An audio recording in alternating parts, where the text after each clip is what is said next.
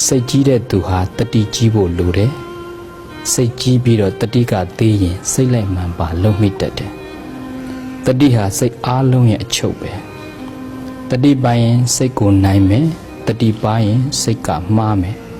ဒါကြောင့်စိတ်ကြီးဖို့ထက်တတိကြီးဖို့လေ့ကျင့်ရမယ်စိတ်မြန်ဖို့ထက်တတိမှန်ဖို့ကြိုးစားရမယ်စိတ်မညစ်အောင်တတိအနှစ်ဆောင်ရမယ်ဒါအဲ့ဒီစာစုလေးမှာပါတဲ့ဘုန်းကြီးရဲ့အဓိကစကားပါပဲစိတ်ကြီးတဲ့သူဟာတတိကြီးဖို့လိုတယ်ဆိုတာဘုန်းကြီးတို့ကိုယ်တိုင်လည်းပဲစိတ်ကမြန်တယ်ဒီကနေ့ဆိုစိတ်တိုးလိုက်ဒီကနေ့ဆိုအလိုမကျဖြစ်လိုက်ဒီကနေ့ဆိုစိတ်လိုက်မှန်ပါလောက်တယ်ဒါမျိုးလေးတွေဖြစ်တတ်တယ်အဲစိတ်ဆိုးတာစိတ်တိုးတာစိတ်အလိုမကျဖြစ်တာစိတ်ကြီးတာအလုံးဟာဒေါသရဲ့သဘောတွေပဲ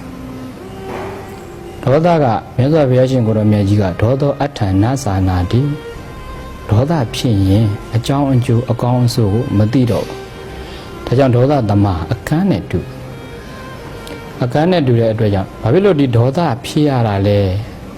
ဒေါသဆိုတာဖြစ်เสียအကြောင်းရှိလို့အာယုံရှိလို့ဒေါသဖြစ်လာတာဒေါသဖြစ်เสียကအာယုံတစ်ခုပေါ်လာရင်ဒေါသဖြစ်စားရှိလို့ဒေါသလေးကဖြစ်သွားတယ်ဖြစ်ရင်ဖြစ်တဲ့အခိုက်အတန့်မှာရပ်ထားနိုင်ရင်တော့ပုရုဇဉ်တဘာဝအတော်လေးစိုးကျိုးနေသွားမှာဒါပေမဲ့ဒေါ